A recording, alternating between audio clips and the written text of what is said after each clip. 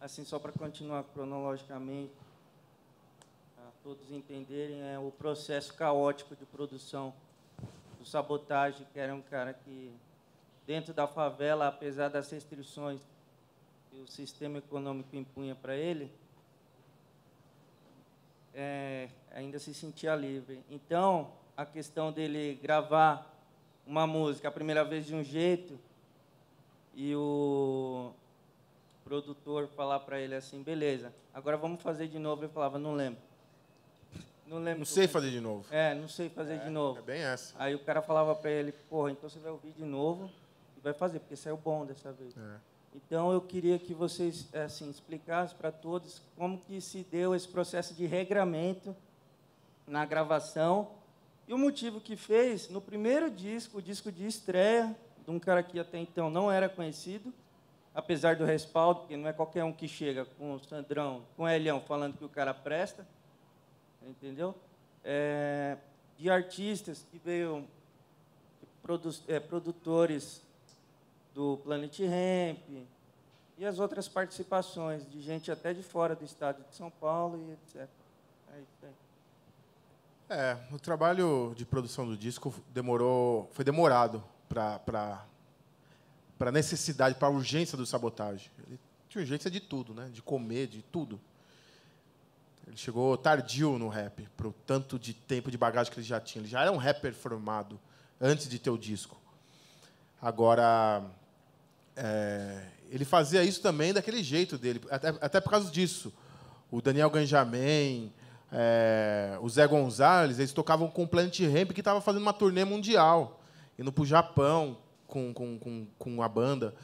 Então, eles se ausentavam do estúdio e ele continuava indo para o estúdio, frequentando lá, abraçava o pessoal do estúdio, beijava e entrava lá e gravava do jeito dele, com quem tivesse ali na hora, improvisava. Tudo foi muito de improviso.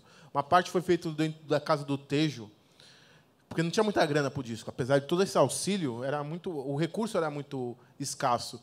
E foi feito com muita inventividade, que é assim que é feito o rap também. Ele é o cara que, com quase nada, muito pouco, fez o que fez. Transformou carvão em diamante.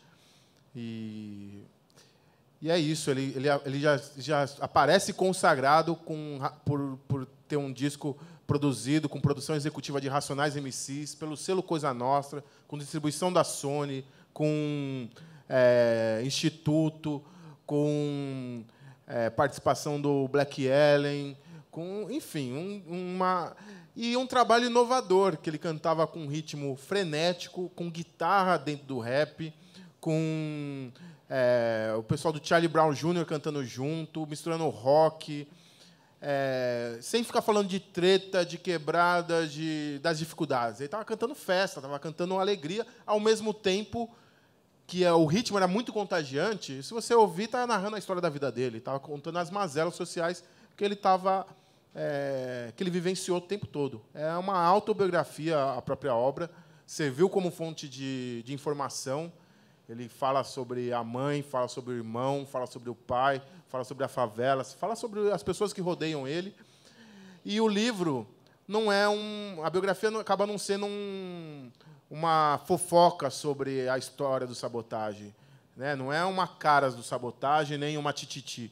É uma maneira de você conhecer melhor a obra. Você passa a conhecer quem são os personagens que ele apresenta na letra, algumas das gírias das regiões, quando ele fala da Conde ao Canão. E você sabe perceber que a Conde é um espaço, é um lugar, é uma favela, é um bairro. Perceber que o Paulinho, enfim, as pessoas todas que ele narra na música são pessoas que hoje estão aqui presentes com a gente, são pessoas que têm suas histórias relatadas também, apresentadas no livro, e aí você consegue entender melhor a obra dele. É uma maneira de você aprofundar na obra do Sabotagem, é conhecer a história de vida dele, porque é isso que ele narrava na própria música. E isso faz toda a diferença, porque ele não está criando ali, não é uma ficção que ele narra, é uma história real, e ele tem que ter ética para fazer isso, Tem que ser um cirurgião para fazer isso e não parecer caguetagem. Sabotagem é inovador porque ele conseguia narrar do cotidiano caótico ali e não está caguetando as pessoas, não está caguetando... A ponto de ele não falar muito do Boqueirão, o pessoal falava assim, mas você não fala do Boqueirão, que você mudou do Canão para o Boqueirão e tal? Fala, não posso ficar caguetando muito, porque eu não conheço, estou chegando agora e tudo mais e tal. Ele não falava muito do Boqueirão por essas razões todas, para não deixar rastro também. Sobre o processo de produção do livro, né, como é que você faz uma compilação bastante grande de várias fontes, né, de vídeos, de entrevistas, tem um material bastante grande de imprensa, tem entrevistas também com a família, né?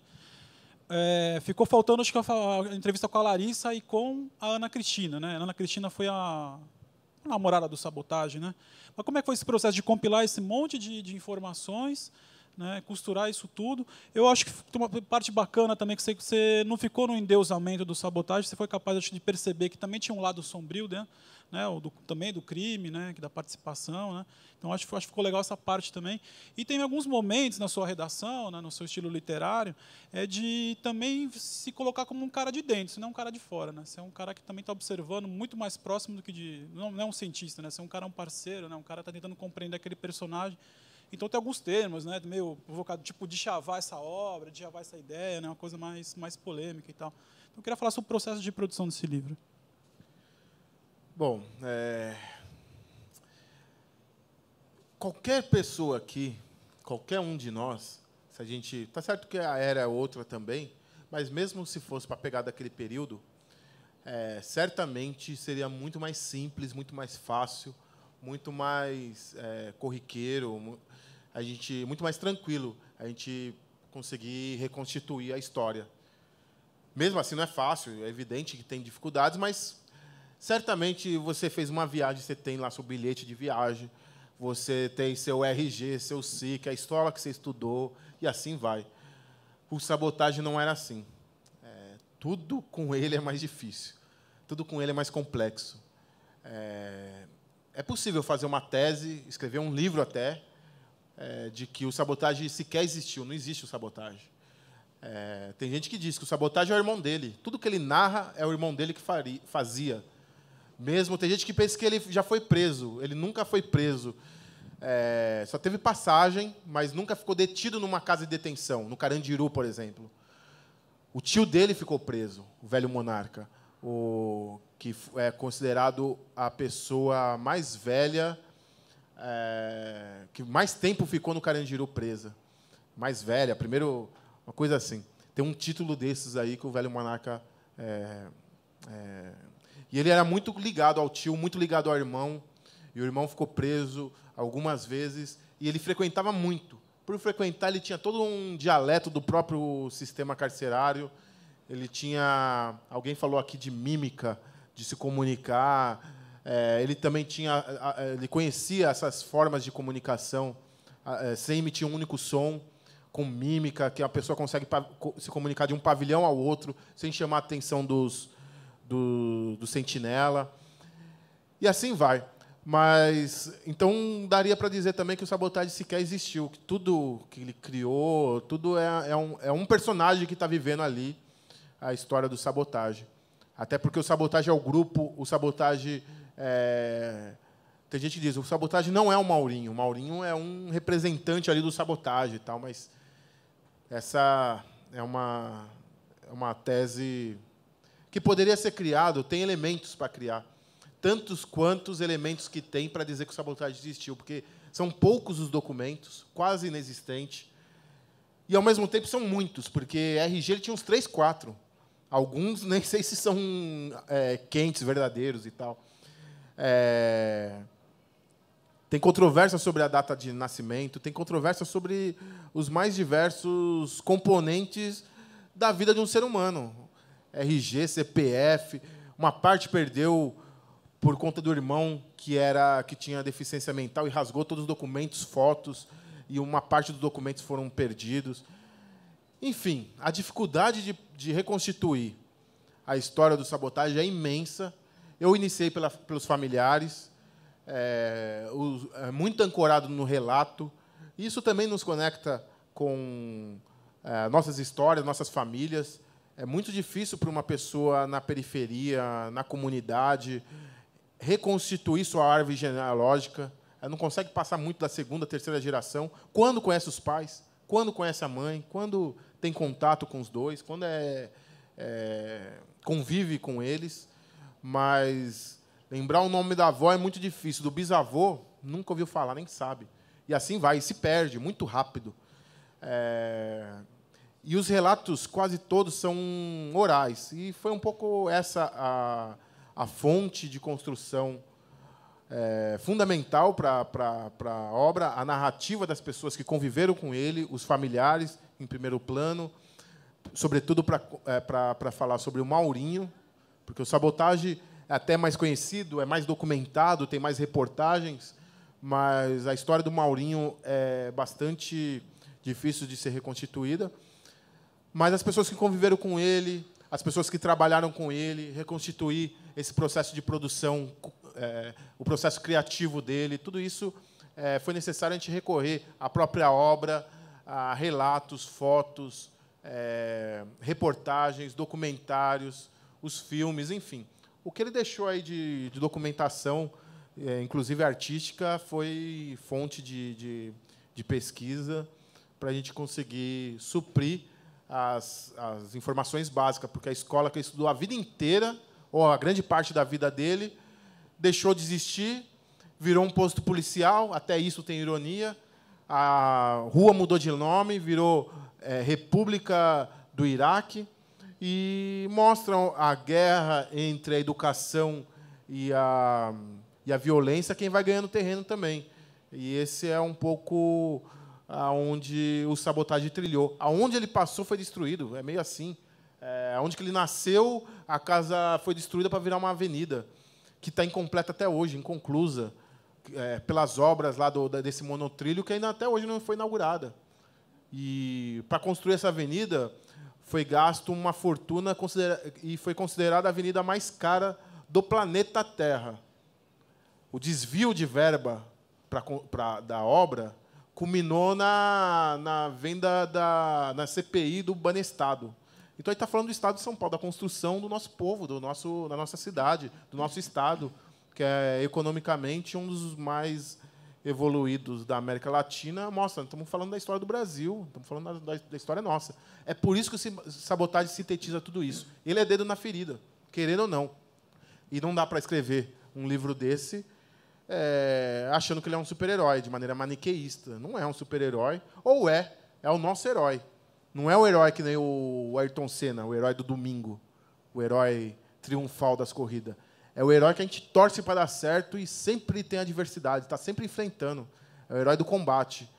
Então, ele se parece muito mais com a gente, inspira, e a ponto de a gente ter, 10 anos depois, camiseta, caminhão carregando adesivo dele colado, muro, parede, enfim, todo lugar, pichação, todo lugar o nome Sabotagem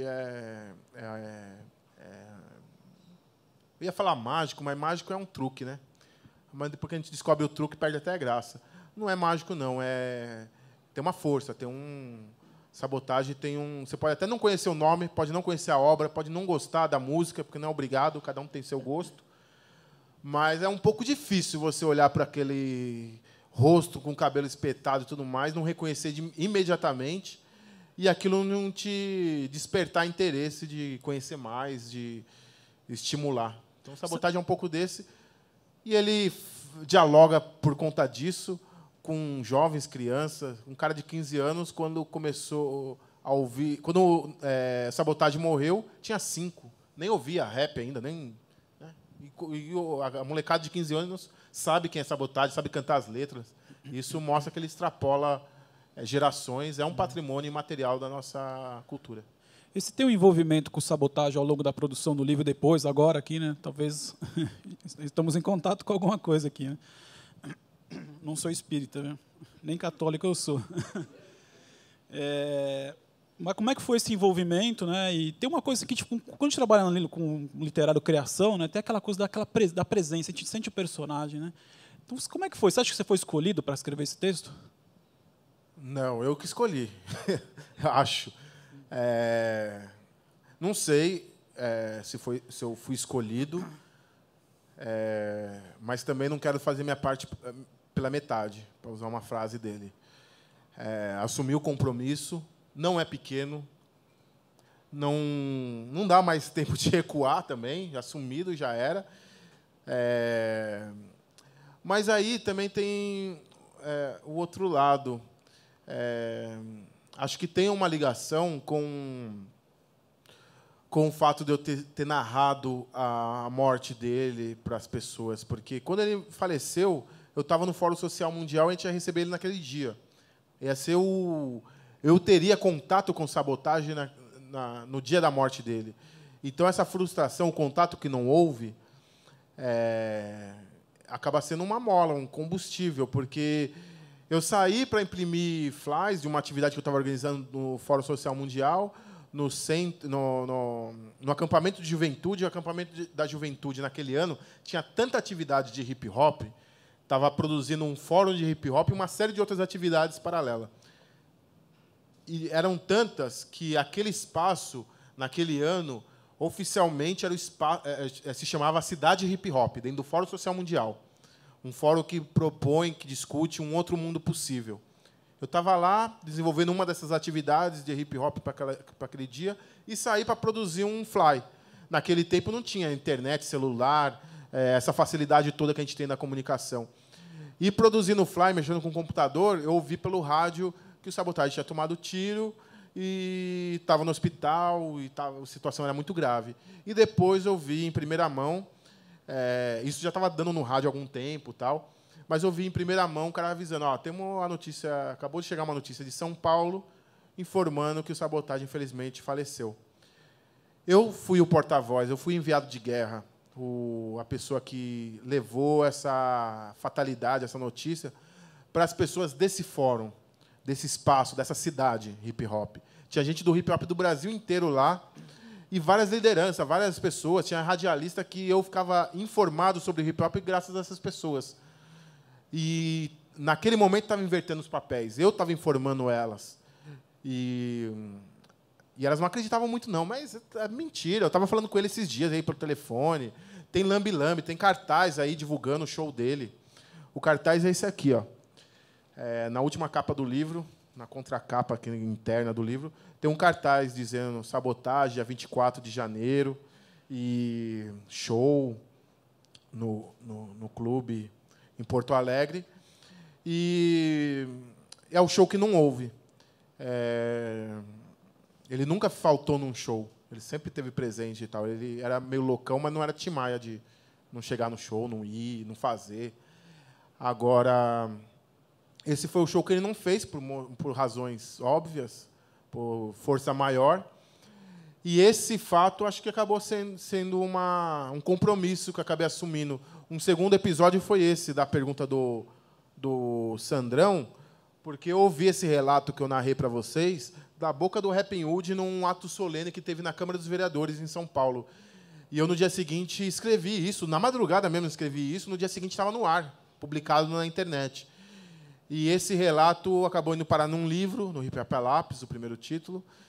E quando eu entreguei isso para o Rappin' Hood, divulgando lá na 105 FM, lá na rádio, quando eu estive lá com ele, ele me entrevistando e tal, divulgando, eu entreguei para ele no final do dia, assim, quando a gente estava indo embora, no final do programa, ele estava recolhendo as coisas e parou, começou a dar uma olhada, e falou assim, puta que eu pariu, foi assim mesmo que aconteceu a história do Neguinho, foi assim que nós resgatamos o cara pro rap. E essa maneira que ele reagiu, gritando e tal, quando ele falou, puta que eu pariu, eu falei, eu caguetei o cara aqui, falei alguma besteira que não era para estar no livro. Ele falou, foi assim mesmo e tal. Isso foi um estímulo, foi um elogio, né? Para um autor, para um escritor, não tem coisa melhor do que você ver que aquilo que você escreveu não é morto. E as pessoas reagem àquilo, emociona, aquilo gera combustível, aquilo move os sentimentos. E perceber que a maneira que ele reagiu foi um start para pensar assim, mas se aconteceu esse episódio da história dessa maneira, foi assim mesmo que aconteceu esse episódio, por que não narrar a história toda? E, desde então, isso virou desejo em biografá-lo e culminou agora, 9 anos depois, com a possibilidade de ter contato com os familiares e começar a redigir o livro, pesquisar e entrevistar essas pessoas todas para a construção da biografia, com exceção da Larissa, é verdade, que nós muito procuramos, falamos sobre ela e tal, mas sem conseguir ter o acesso direto a ela, porque a gente não tinha... a Larissa é a terceira filha do Sabotagem, a filha mais nova, hoje tem 16 anos. Na época tinha 6. E é interessante perceber também que, por conta do livro, nós conseguimos localizar essa pessoa. A mãe dela, que era uma namorada do Sabotagem fora do casamento. Então, é uma filha que ele sempre assumiu, está na obra, ele sempre disse que ele tinha 3 filhos, mas, com a morte dele, os familiares perderam o contato a ponto da Larissa ver os irmãos pela última vez no dia do enterro. E é gratificante perceber que o livro tem essa função social também, de estabelecer esse reencontro, e o lançamento do livro, a primeira atividade de lançamento do livro, conseguir reunir de novo o Anderson, Tamires e a Larissa no mesmo espaço, eles lançando o livro ali e os 3 juntos.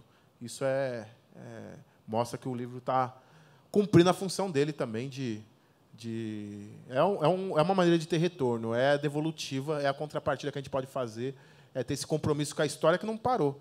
A gente não pode escrever o livro e querer o bônus dele, querer a parte que me cabe aqui nesse momento de falar do livro, falar do Sabotagem e tudo mais, encher a boca para falar que é legal, é bacana, eu gosto.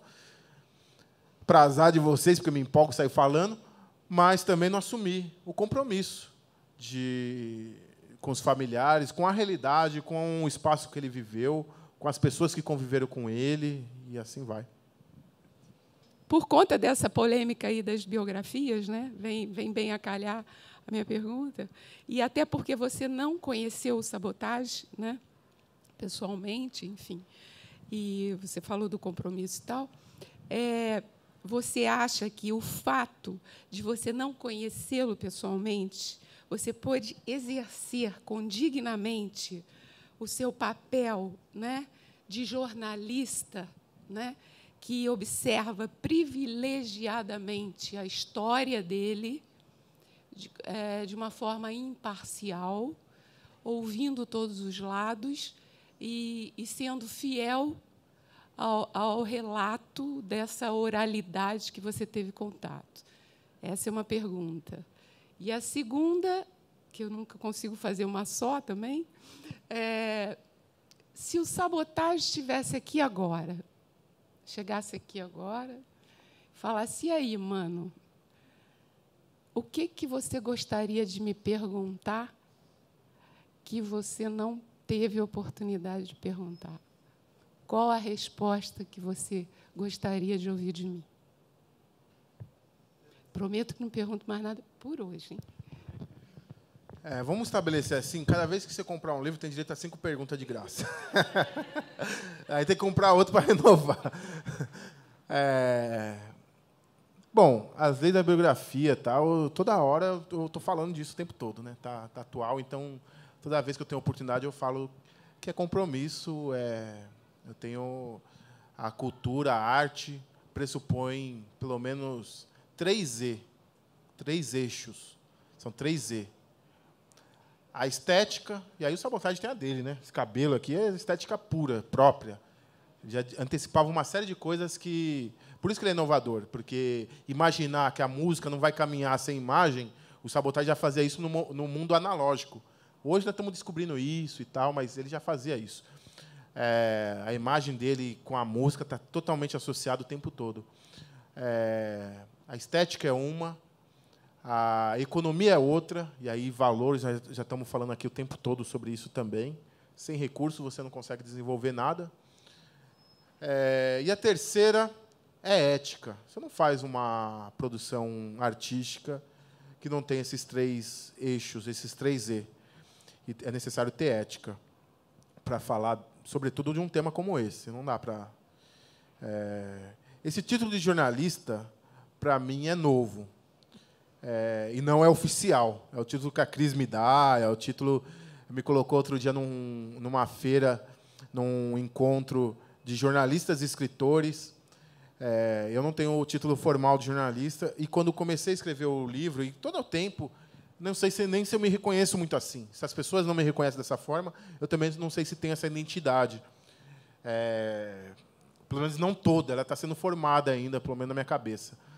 Porque quando eu escrevo um livro desse, a começar pelo título, pelo tema, pelo biografado, é um compromisso militante, é um compromisso, é uma ação social, é uma ação política. Eu me vejo muito mais assim. Mas é uma ação cultural também. O Sabotagem ajuda a linkar essas duas coisas, fortalecer uma série de coisas que eu precisava de desenvolver. A poesia, eu sou um cara muito mais da narrativa, da crônica, desse mundo que eu venho, do mundo da prosa. E o Sabotagem é o cara da poesia, do verso, da rima, do improviso, do raciocínio rápido. Então, eu tento aprender algumas coisas com ele. Tenho conseguido. O contato, né, com o biografado é tão intenso a ponto de um dia lá eu me peguei envolto a um monte de papel, anotação e tudo mais, e falar assim, pô, mas hoje eu passei o dia inteiro e não liguei para o Sabotagem ainda. Eu falava, na minha cabeça eu não tinha ligado para ele. As pessoas perguntam se eu sonhei com ele e tal. Para sonhar precisa de dormir, né? Foi um período que eu não dormi, não. Eu estava trabalhando a noite toda, a madrugada inteira, escrevendo e tal, dormia pouco e não consigo sequer lembrar sonho. Eu não sonhei nenhuma vez com o Sabotagem que eu me lembre. Agora, contato com ele, com a obra dele, com o legado dele, com a história dele, é intensa demais, o tempo todo. A ponto de acabar absorvendo um pouco dessa capacidade que ele tem, de ser carismático, de se comunicar de maneira imediata e tudo mais, coisas que vale a pena desenvolver, sempre é bom aprender, sempre é bom renovar. Se ele chegasse aqui agora, eu ia sentar no meu lugar e falar, fala aí, meu, porque não precisa nem perguntar nada para ele mesmo ele fala por si. Um cara que não precisa de ser pautado, um cara que não precisa de ter briefing, um cara que não precisa de ter qualquer tema, qualquer assunto, ele é capaz de desenvolver. Eu digo no futuro ou no presente, porque é presente, ele auxilia a gente no diálogo. Ele é a ponte que estabelece o diálogo com nós todos aqui. Então, mesmo ele não estando presente de carne e osso, não sendo ele dizendo da boca dele, ele que é o tema, ele que é o centro das atrações, ele é o protagonista dessa ação aqui hoje, do livro. Eu sou só o biógrafo, só o cara que acaba narrando ali por ele. O que é ingrato, que é injusto, porque eu não quero que ninguém saia falando por mim. Não é a melhor forma. É muito melhor que a própria pessoa diga. Por isso que a obra é toda recortada por diálogos da própria entrevista dele, tentando colocar dentro do contexto de como ele responderia aquela questão, ou atualizando, e tento traçar a história de vida dele com o próprio pensamento, com a própria narrativa dele, seja na obra, com as entrevistas, embora as entrevistas, a bronca que eu tinha era essa, que era toda filtrada por jornalista. Então, ficava o tempo todo ele falando, nós vamos até a FENAC fazer uma atividade hoje. Eu duvido que o Sabotagem falava isso.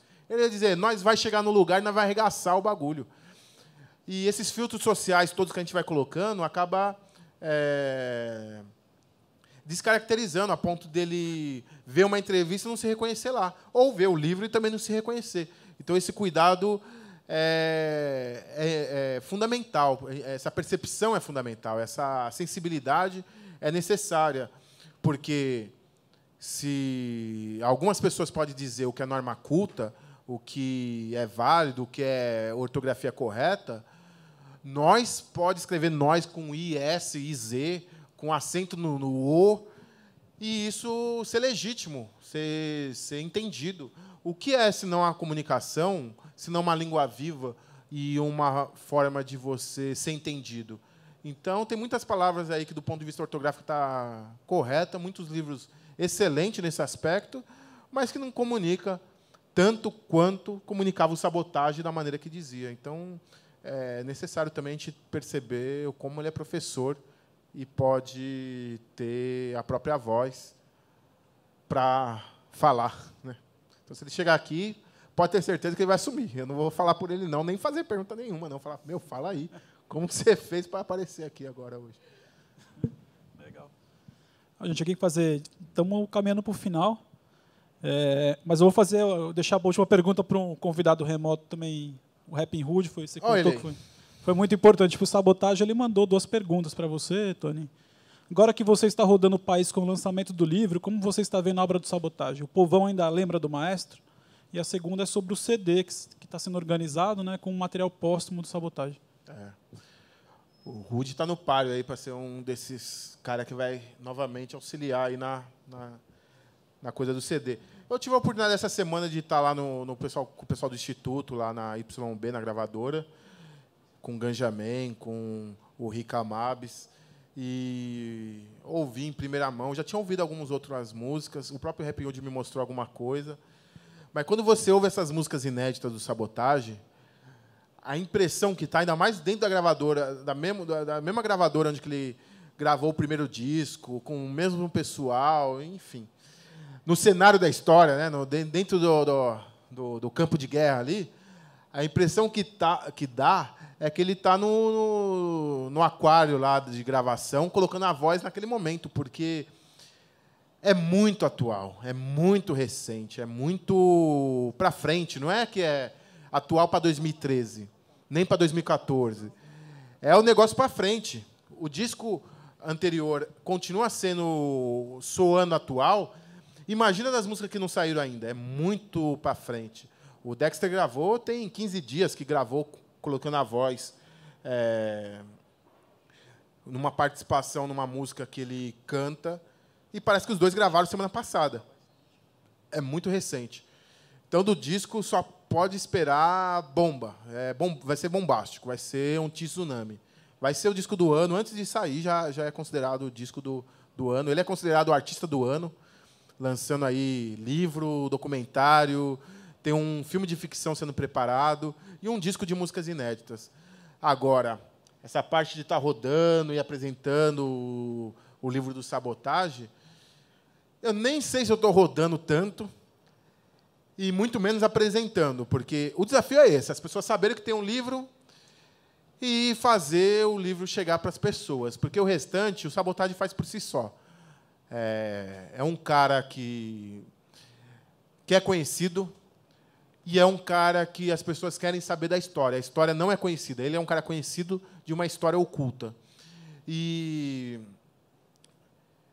o livro tem ido para os lugares onde eu ainda não fui. Eu tenho que correr atrás do livro, porque o livro é uma criança de 6 meses de idade, ainda engatinha, ainda estou levando ele para os lugares e tal, mas, de vez em quando, ele já dá umas correrias que vai lá para a Romênia, eu nunca pisei lá, vai para os Estados Unidos, vai para outros lugares, para outros estados, para outras cidades, que a gente nunca pisou, nunca nem imaginou estar. Aqui na FINAC mesmo é um espaço que é um abismo para chegar aqui. Só o Sabotagem mesmo para me trazer. Então, ele que está me levando, não é o contrário. O livro que está me levando para os lugares, o Sabotagem que está me apresentando às pessoas. As pessoas estão me conhecendo graças ao Sabotagem, porque elas conhecem o Sabotagem e ele é querido por todos, ele é carismático, continua vivo no imaginário das pessoas. E é difícil até de imaginar uma coisa. Olha só, eu aprendi isso com a pesquisa do livro. Se a gente parar para pensar, tudo o que o Sabotagem fez foi em apenas 2 anos, 24 meses. Tudo, 2 filmes, CD, tudo mais e tal. Tudo o que nós estamos falando foi em apenas 2 anos. E isso é tão presente, tão vivo, que mesmo 10 anos depois, dá a impressão que ele está aqui, presente, pautando a gente, para o lado bom, para o lado ruim, porque quando a gente ouve a história de um DJ lá, que aconteceu numa das chacinas, na primeira chacina do ano, onde o DJ do Conexão do Morro foi executado, e você vê uma conexão incrível com o Sabotagem, ou com um cara que eu não falei o nome dele aqui hoje, mas já apareceu várias vezes, que é o Tupac, e tem uma relação da obra e da vida muito estreita com o Sabotagem, de muita conexão. Entre elas, as pessoas chegam a dizer que, quando você ouve a obra desses artistas, póstumamente, dá a impressão que ele está narrando a própria morte. Como que ele ia prever, como ele ia saber que ele ia morrer daquele jeito? Então, essas coisas assim aproxima essas duas realidades.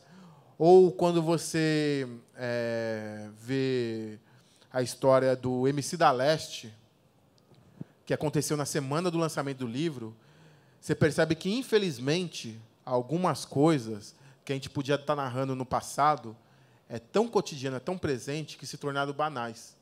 E só o Sabotagem para trazer a sensibilidade para a gente conseguir perceber que isso não é corriqueiro, a gente não tem que achar que isso é comum. A gente tem que continuar se indignando toda vez que tiver a morte de uma pessoa, toda vez que existir uma chacina, toda vez que alguém for desalojado, toda vez que alguém for tratado de maneira... Toda vez que a gente encontrar alguém dormindo na rua, aquilo não deve ser normal, a gente não deve se acostumar com essas coisas que, embora seja cotidiana, não deve fazer parte do nosso senso comum de achar que é corriqueiro comum, normal. A ponto de uma pessoa, hoje, um jornalista, essa semana, ter me perguntado se essa relação que o Sabotagem tinha com a criminalidade no passado e tudo mais, se isso explica a morte dele ou justifica. Não, se explica, se tem a ver, se pode ter algum tipo de relação. Especular nesse sentido, porque é uma especulação leviana da minha parte, eu, como biógrafo, não deveria falar sobre isso, porque eu não tenho dados para dizer se existe essa relação ou não. E especular sobre isso, para mim, soa como justificar a morte. E nada justifica a morte de um ser humano. Então, se é uma mensagem que acho que a gente podia carregar aqui para sair enriquecido desse debate, acho que era um pouco esse. A gente refletir como anda nosso mundo, nosso dia a dia, se a gente anda fechando o olho para essas coisas e achando que isso é banal, normal, e viver no nosso mundo, ou se esse tipo de coisa nos incomoda, não no sentido da gente também sair se fragilizando e temos que viver na infelicidade, mas se a gente consegue transformar um pouco da inteligência que a gente tem, a capacidade que a gente tem, em ação de transformação, para que essas coisas não se perpetuem eternamente. Acho que é isso. Bom, gente, acho que a gente está terminando. Agradeço todo mundo que esteve aqui hoje. Foi um prazer. O Tony somou muita coisa para a gente aqui, iluminou várias outras questões que a gente talvez não desconhecesse, né, ou confirmou mais outras tantas.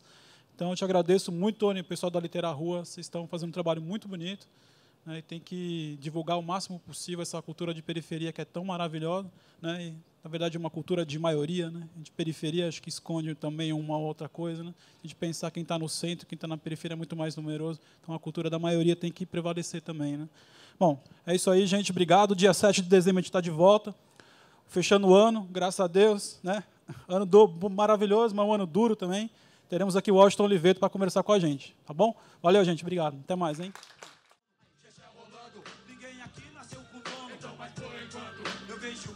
Chorando, alguns parando, tentando se recuperando, eterno sono, o Rafinha e o Adriano, milagre em dobro, o livramento.